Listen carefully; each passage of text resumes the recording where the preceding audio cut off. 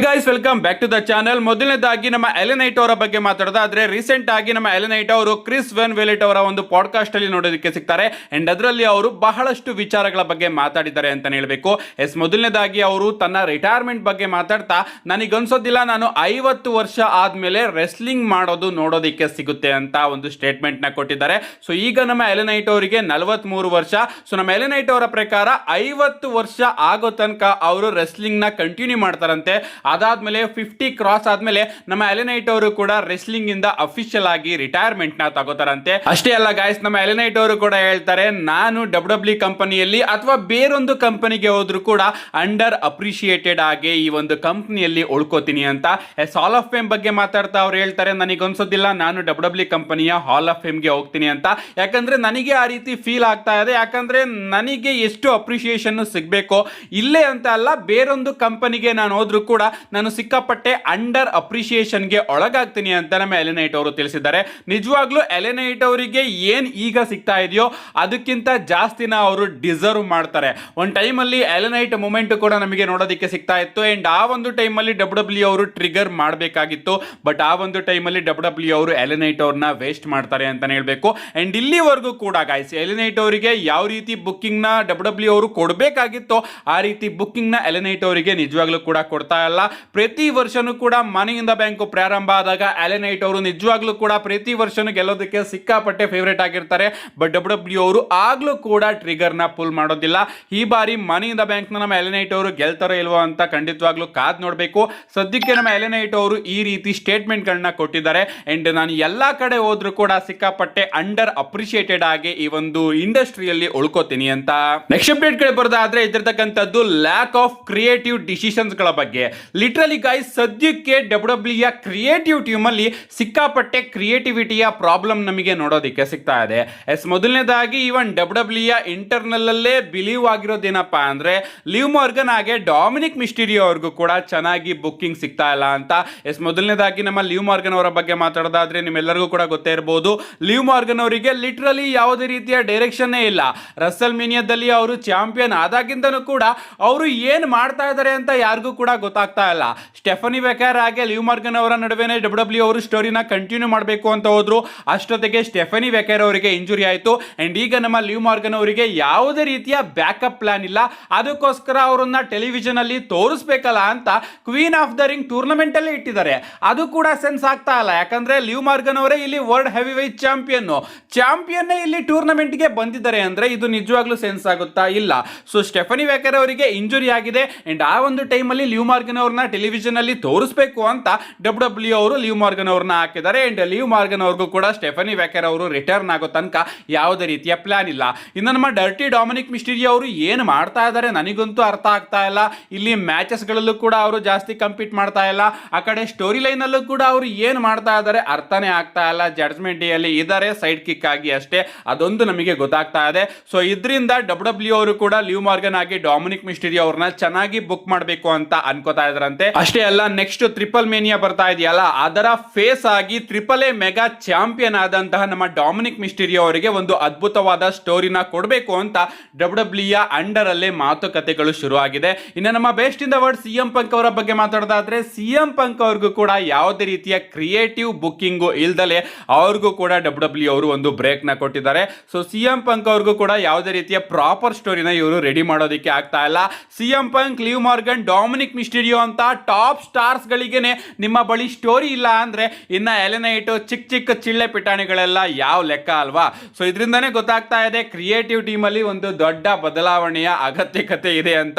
ನೋಡ್ಬೇಕು ಗಾಯ್ಸ್, ಇವ್ರಿಗೆಲ್ಲ ಯಾವಾಗ ಡಬ್ಲ್ಯೂ ಅವರು ಕ್ರಿಯೇಟಿವ್ ಥಿಂಗ್ಸ್ ನ ಓಪನ್ ಮಾಡಿ ಒಳ್ಳೆ ಬುಕ್ಕಿಂಗ್ ನ ಕೊಡ್ತಾರೆ ಅಂತ. ಒಟ್ಟಿನಲ್ಲಿ ನಮ್ಮ ಸಿಎಂ ಪಂಕ್ ಅವ್ರಿಗೂ ಕೂಡ ಯಾವುದೇ ರೀತಿಯ ಕ್ರಿಯೇಟಿವ್ ಐಡಿಯಾ ಇಲ್ವಂತೆ. ಅಂಡ್ ಅದಕ್ಕೋಸ್ಕರ ಡಬ್ಲ್ಯೂ ಅವರು ಸಿಎಂ ಪಂಕ್ ಅವ್ರನ್ನು ಕೂಡ ಹೊರಗಡೆ ಇಟ್ಟಿದ್ದಾರೆ. ಪ್ರಾಬಬ್ಲಿ ನೈಟ್ ಆಫ್ ಚಾಂಪಿಯನ್ಸ್ ಆದ್ಮೇಲೆ ನಮ್ಮ ಸಿಎಂ ಪಂಕ್ ಅವರ ರಿಟರ್ನ್ ನಮಗೆ ನೋಡೋದಕ್ಕೆ ಸಿಗಬಹುದು. ನೆಕ್ಸ್ಟ್ ಅಪ್ಡೇಟ್ ಗಳು ಬರೋದಾದ್ರೆ ಇದ್ದಿರ್ತಕ್ಕಂಥದ್ದು ಕೂಡ ನಮ್ಮ ಎಲ್ಎ ನೈಟ್ ಅವರ ಬಗ್ಗೆನೇ. ಎಲೆನ್ ನೈಟ್ ಅವರು ಅದೇ ಒಂದು ಪಾಡ್ಕಾಸ್ಟ್ ಅಲ್ಲಿ ಬ್ರಾಕ್ ಲೆಸ್ನರ್ ಅವರ ಬಗ್ಗೆ ಮಾತಾಡ್ತಾರೆ. ನಿಮ್ಮೆಲ್ಲರಿಗೂ ಕೂಡ ಗೊತ್ತೇ ಇರಬಹುದು, ಈ ಬಾರಿಯ ರಾಯಲ್ ರಂಬಲ್ ಅಲ್ಲಿ ನಮ್ಮ ಎಲೆನ್ ನೈಟ್ ಹಾಗೆ ಕೋಡಿ ರೋಡ್ಸ್ ಅವರು ಸೇರ್ಕೊಂಡು ಬ್ರಾಕ್ ಲೆಸ್ನರ್ ಅವ್ರನ್ನ ಎಲಿಮಿನೇಟ್ ಮಾಡಿಬಿಡ್ತಾರೆ. ಅದು ಕೂಡ ಜೇ ಊಸೋ ಅವರ ಎಂಟ್ರಿ ಟೈಮ್ ಅಲ್ಲಿ. ಅಂಡ್ ಆ ಒಂದು ಟೈಮ್ ಅಲ್ಲಿ ನಾನು ನಿಮ್ಗೆ ತಿಳಿಸಿದ್ದೆ ಪ್ರಾಬಬ್ಲಿ ಆ ಒಂದು ಸ್ಪಾಟ್ ಬಾಚ್ ಆಯ್ತು ಅಂತ. ಯಾಕಂದ್ರೆ ಡಬ್ಲ್ಯೂ ಅವರು ಕೆಲವೊಂದಷ್ಟು ಫೇಸ್ ಆಫ್ ನೇ ಮಿಸ್ ಮಾಡಿದ್ರು ಅಂತ ಹೇಳ್ಬೇಕು. ಅಂಡ್ ಈಗ ನಮ್ಮ ಎಲೆನ್ ನೈಟ್ ಅವರು ಕೂಡ ಅದ್ರ ಬಗ್ಗೆ ಕಮೆಂಟ್ ಮಾಡ್ತಾ, ನಿಜವಾಗ್ಲೂ ಅಲ್ಲಿ ಆಗ್ಬೇಕಾಗಿದ್ದಿದ್ದೇ ಬೇರೆ, ಬಟ್ ಅಲ್ಲಿ ಸ್ವಲ್ಪ ಮಿಸ್ ಆಯಿತು. ಅಲ್ಲಿ ಇನ್ನೂ ಕೂಡ ಸ್ಟೋರಿ ಜಾಸ್ತಿ ಇತ್ತು ಅಂತ ನಮ್ಮ ಎಲಿನೈಟ್ ಅವರು ತಿಳಿಸಿದ್ದಾರೆ. ಸೊ ಆ ಒಂದು ಟೈಮಲ್ಲಿ ಒಂದು ಬಾಚ್ ನಮಗೆ ನೋಡೋದಕ್ಕೆ ಸಿಕ್ತು, ಅದರಿಂದನೇ ನಮ್ಮ ಬ್ರಾಕ್ ಲೆಸ್ನರ್ ಅವರು ಎಲಿಮಿನೇಟ್ ಆದ್ರಂತೆ. ಇಲ್ಲ ಅಂದಿದ್ರೆ ಅಲ್ಲಿ ಬಹಳಷ್ಟು ಸ್ಟೋರಿನ ಡಬ್ಲ್ಯೂ ಅವರು ತೋರಿಸಬೇಕು ಅಂತ ಪ್ಲಾನ್ ಮಾಡಿದ್ರಂತೆ. ಐ ಥಿಂಕ್ ಗಂತರ್ ಆಗಿ ಬ್ರಾಕ್ ಲೆಸ್ನರ್ ಅವರ ಫೇಸ್ ಆಫ್ ಕೂಡ ಒಂದು ಇರ್ತಾ ಇತ್ತು, ಅಂಡ್ ರೋಮನ್ ರೈನ್ಸ್ ಆಗಿ ಬ್ರಾಕ್ ಲೆಸ್ನರ್ ಅವರ ಫೇಸ್ ಆಫ್ ನು ಕೂಡ ಡಬ್ಲ್ಯೂ ಅವರು ಪ್ಲಾನ್ ಮಾಡಿದ್ರು ಅಂತ ಅನ್ಕೋತೀನಿ ರಾಯಲ್ ರಂಬಲ್ಗೆ. ಬಟ್ ಒಂದು ಬಾಚ್ ಕಾರಣ ಕೋಡಿ ರೋಡ್ಸ್ ಆಗಿ ಎಲಿಮಿನೇಟ್ ಅವರು ಸೇರ್ಕೊಂಡು ನಮ್ಮ ಬ್ರಾಕ್ ಲೆಸ್ನರ್ ಅವ್ರನ್ನ ಎಲಿಮಿನೇಟ್ ಮಾಡ್ಬಿಡ್ತಾರೆ. ನೆಕ್ಸ್ಟ್ ಅಪ್ಡೇಟ್ ಕಡೆ ಬರೋದಾದ್ರೆ ಇದಿರ್ತಕ್ಕಂಥದ್ದು ಸ್ಮ್ಯಾಕ್ ಡೌನ್ ಬಗ್ಗೆ. ನಿಮ್ಮೆಲ್ಲರಿಗೂ ಕೂಡ ಗೊತ್ತೇ ಇರಬಹುದು ಸದ್ಯಕ್ಕೆ ಸ್ಮ್ಯಾಕ್ ಡೌನ್ ನ ಗತಿ ಯಾವ ರೀತಿ ಆಗೋಗಿದೆ ಅಂತ. ನಿಜವಾಗ್ಲೂ ಆ ಒಂದು ಶೋ ಬಗ್ಗೆ ಮಾತಾಡೋದಕ್ಕೆ ನನಗೆ ಭಯ ಆಗ್ತಾ ಇದೆ, ಅಂಡ್ ಅಷ್ಟೇ ಒಂದು ರೀತಿ ಇದನ್ನ ಯಾಕೆ ನಿಮಗೆ ತಿಳಿಸ್ತಾ ಇದ್ದೀನಿ ಅನ್ನೋ ಒಂದು ಫೀಲಿಂಗ್ ಬರ್ತಾ ಇದೆ. ಲಿಟ್ರಲಿ ಗೈಸ್ ಒಂದು ಸ್ಟಾಟ್ ನ ಕೂಡ ನಾನು ನಿಮಗೆ ತಿಳಿಸ್ತೀನಿ. ನಮ್ಮ ರ್ಯಾಂಡಿ ಆರ್ಟನ್ ಅವರು ಸ್ಮ್ಯಾಕ್ ಡೌನ್ ಇಂದ ಕಾಣೆ ಆದಾಗಿಂದನೂ ಕೂಡ ಸ್ಮ್ಯಾಕ್ ಡೌನ್ ನ ರೇಟಿಂಗ್ಸ್ ಕೂಡ 30% ಡ್ರಾಪ್ ಆಗಿದೆ ಗುರು. ನಿಜವಾಗ್ಲೂ ಈಗ ಕೋಡಿ ರೋಡ್ಸ್ ಅವರ ಅಭಿಮಾನಿಗಳೆಲ್ಲ ಯಾರ್ಯಾರಿದ್ದೀರಾ ಬನ್ನಿ ಇಲ್ಲಿ ನನಗೆ ಒಂದು ಕ್ಲಾರಿಟಿ ಕೊಡಿ. ಓಕೆ, ಕೋಡಿ ರೋಡ್ಸ್ ಕಂಪನಿಯ ಫೇಸ್ ಅಲ್ವಾ, ಇಲ್ಲಿ ಯಾಕೆ ರ್ಯಾಂಡಿ ಆರ್ಟನ್ ಅವರು ಸ್ಮ್ಯಾಕ್ ಡೌನ್ ಅಲ್ಲಿ ಕಾಣಿಸಿಲ್ವಲ್ಲ, ಅಲ್ಲಿಂದ ಇಲ್ಲಿವರೆಗೂ ಕೂಡ 30% ವ್ಯೂವರ್ಶಿಪ್ ಡ್ರಾಪ್ ಆಗಿದೆ. ನಿಮ್ಮ ಕ್ಲಾರಿಟಿನ ನೀವು ಕೊಡಿ. ಕೋಡಿ ರೋಡ್ಸ್ ಅವರು ಇದ್ದಾರೆ ಅಂದ್ರೆ ಜಾಸ್ತಿ ಆಗ್ಬೇಕಾಗಿತ್ತು, ಬಟ್ ಯಾಕೆ ಸ್ಮ್ಯಾಕ್ ಡೌನ್ ಅಷ್ಟೊಂದು ಬೋರಿಂಗ್ ಆಗ್ತಾ ಇದೆ? ನಿಜವಾಗ್ಲೂ ಯಾರು ಕೋಡಿ ರೋಡ್ಸ್ ಅವರ ಅಭಿಮಾನಿಗಳೆಲ್ಲ ಏನೇನು ನನ್ನ ಚಾನಲ್ ಅಲ್ಲಿ ಬಂದು ಕಮೆಂಟ್ ಮಾಡ್ತಾ ಇರ್ತೀರಾ ಕೋಡಿ ರೋಡ್ಸ್ ಹಂಗೆ ಹಿಂಗೆ ಅಂತ. ನಿಜವಾಗ್ಲೂ ನಾನು ಒಪ್ಕೋತೀನಿ ಕೋಡಿ ರೋಡ್ಸ್ ಅವ್ರು ಹಂಗೇನೆ, ಬಟ್ ಅವರಿಗೆ ಒಳ್ಳೆ ಬುಕ್ಕಿಂಗ್ ಸಿಗ್ತಾ ಇಲ್ಲ ಅಷ್ಟೇ. ಅವರನ್ನೇ ಡಬ್ಲ್ಯೂ ಅವರು ನೆಕ್ಸ್ಟ್ ಗಾಡ್ ಲೆವೆಲ್ಗೆ ಬುಕ್ ಮಾಡ್ತಾ ಇದ್ದಾರೆ, ಬಟ್ ಆ ರೀತಿ ಅವರು ಪರ್ಫಾರ್ಮೆನ್ಸ್ ನ ಕೊಡ್ತಾ ಇಲ್ಲ. ಅವರ ಕ್ಯಾರೆಕ್ಟರ್ ಮೇಲೆ ಕೋಡಿ ರೋಡ್ಸ್ ಅವರು ನಿಜವಾಗ್ಲೂ ಕೂಡ ವರ್ಕ್ ಮಾಡ್ಬೇಕಷ್ಟೇ. ಕ್ಯಾರೆಕ್ಟರ್ ಚೇಂಜ್ ನ ಡಬ್ಲ್ಯೂ ಅವರು ಇಲ್ಲಿ ತಗೊಂಡು ಬಂದ್ರೆ ನನ್ನಷ್ಟು ಕೋಡಿ ರೋಡ್ಸ್ ಅವರ ಅಭಿಮಾನಿ ಬೇರೆ ಯಾರು ಇಲ್ಲ ಗುರು. ನಾನು ನಿಮ್ಮ ಹತ್ರ ರೇಟ್ ಆಗಿ ಕೇಳ್ತಾ ಇರೋದು ಸ್ಮ್ಯಾಕ್ ಡೌನ್ ರೇಟಿಂಗ್ಸ್ ಜಾಸ್ತಿ ಆಗ್ಬೇಕಾಗಿತ್ತಲ್ವಾ, ಬಟ್ ಇಲ್ಲಿ ಯಾಕೆ ಕಮ್ಮಿ ಆಗ್ತಾ ಇದೆ ಅಂತ ಸ್ವಲ್ಪ ಕ್ಲಾರಿಟಿನ ಕೊಡಿ. ನಮ್ಮ ರ್ಯಾಂಡಿ ಆರ್ಟನ್ ಅವರು ಸ್ಮ್ಯಾಕ್ ಡೌನ್ ಇಂದ ಮಿಸ್ ಆಗಿರೋ ಟೈಮಲ್ಲಿ 30% ಸ್ಮ್ಯಾಕ್ ಡೌನ್ ವ್ಯೂವರ್ಶಿಪ್ ಕಮ್ಮಿ ಆಗಿದೆ. ಇನ್ನ ನಾಳೆ ಸ್ಮ್ಯಾಕ್ ಡೌನ್ ಬಗ್ಗೆ ಮಾತಾಡೋದಾದ್ರೆ ಅದನ್ನ ನಾಳೆ ಸ್ಮ್ಯಾಕ್ ಡೌನ್ ಅಂತ ಹೇಳೋದಕ್ಕಾಗೋದಿಲ್ಲ, ಯಾಕಂದ್ರೆ ಇವತ್ತು ರಾತ್ರಿನೇ ನಿಮಗೆ ಸ್ಮ್ಯಾಕ್ ಡೌನ್ ನೋಡೋದಕ್ಕೆ ಸಿಗ್ತಾ ಇದೆ. ಹೌದು ಗೈಸ್, ಇವತ್ತು ರಾತ್ರಿ 11:00 ನಮಗೆ ಸ್ಮ್ಯಾಕ್ ಡೌನ್ ನೋಡೋದಕ್ಕೆ ಸಿಗುತ್ತೆ. ಎಸ್, ಯಾವ ರೀತಿ ನೀವು ನೆಟ್ಫ್ಲಿಕ್ಸ್ ಅಲ್ಲಿ ನೋಡ್ತಾ ಇದ್ರು ಅದೇ ರೀತಿ ನೋಡಬಹುದು, ಅಥವಾ ನನ್ನ ಇನ್ಸ್ಟಾಗ್ರಾಮ್ ಅಲ್ಲಿ ಒಂದು ಲಿಂಕ್ ನ ಕೊಟ್ಟಿದ್ದೀನಿ, ಅದನ್ನ ಯೂಸ್ ಮಾಡಿಕೊಂಡು ಕೂಡ ನೀವು ಸ್ಮ್ಯಾಕ್ ಡೌನ್ ನ ಆರಾಮಾಗಿ ನೋಡಬಹುದು. ಸ್ಮ್ಯಾಕ್ ಡೌನ್ ನಲ್ಲಿ ಡಬ್ಲ್ಯೂ ಅವರು ಏನು ಕೂಡ ಅಡ್ವರ್ಟೈಸ್ ಮಾಡಿಲ್ಲ. ಕೋಡಿ ರೋಡ್ಸ್ ಅವರ ರಿಟರ್ನ್ ನಮಗೆ ಸ್ಮ್ಯಾಕ್ ಡೌನ್ ನಲ್ಲಿ ನೋಡೋದಕ್ಕೆ ಸಿಗ್ತಾ ಇದೆ. ಅಷ್ಟೇ ಅಲ್ಲ, king of the ring tournament ನ ಮೊದಲ ರೌಂಡ್ ನ ಫ್ಯಾಟಲ್ 4-ವೇ ಮ್ಯಾಚ್ ನೋಡೋದಕ್ಕೆ ಸಿಕ್ಕರೆ, queen of the ring tournament ನ ಮೊದಲ ರೌಂಡ್ ನ ಫ್ಯಾಟಲ್ 4-ವೇ ಮ್ಯಾಚ್ ಕೂಡ ನಮಗೆ ಸ್ಮ್ಯಾಕ್ ಡೌನ್ ನಲ್ಲಿ ನೋಡೋದಕ್ಕೆ ಸಿಗ್ತಾ ಇದೆ. ಇಷ್ಟನ್ನ ಡಬ್ಲ್ಯೂ ಅವರು ಅನೌನ್ಸ್ ಮಾಡಿದ್ದಾರೆ ಅಷ್ಟೇ. ನೈಟ್ ಎಲ್ಲ ಎದ್ದು ನೋಡೋದು ಬಿಡೋದು ನಿಮ್ಮ ಇಷ್ಟ.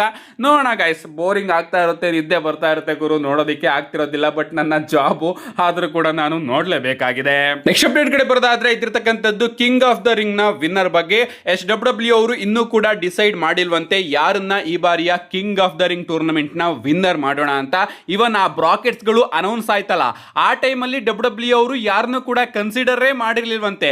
ಇವ್ರನ್ನ ನಾವು ದೃಷ್ಟಿಕೋನದಲ್ಲಿ ಇಟ್ಕೊಂಡು ಕಿಂಗ್ ಆಫ್ ದ ರಿಂಗ್ ನ ಮಾಡೋಣ ಅಂದ್ರೆ ಈ ಬಾರಿ ಕಿಂಗ್ ಆಫ್ ದ ರಿಂಗ್ ನ ಇವ್ರು ಗೆಲ್ತಾರೆ, ಸೊ ಅದಕ್ಕೋಸ್ಕರ ಈ ಬಾರಿಯ ಕಿಂಗ್ ಆಫ್ ದ ರಿಂಗ್ ನ ಪ್ರಿಪೇರ್ ಮಾಡೋಣ ಅಂತ ಡಬ್ಲ್ಯೂ ಅವರು ಏನು ಕೂಡ ಯೋಚನೆ ಮಾಡಿರ್ಲಿಲ್ವಂತೆ. ಮೊದಲೇ ಬ್ರಾಕೆಟ್ ಗಳನ್ನೆಲ್ಲದನ್ನು ಕೂಡ ಹಂಗೆ ಬೇಕಾ ಬಿಟ್ಟು ಅನೌನ್ಸ್ ಮಾಡಿದ್ದಾರೆ. ಅಂಡ್ ಈಗ ಡಬ್ಲ್ಯೂ ಅವರು 3 ನೇಮ್ ನ ಕನ್ಸಿಡರ್ ಮಾಡ್ತಾ ಇದಾರಂತೆ.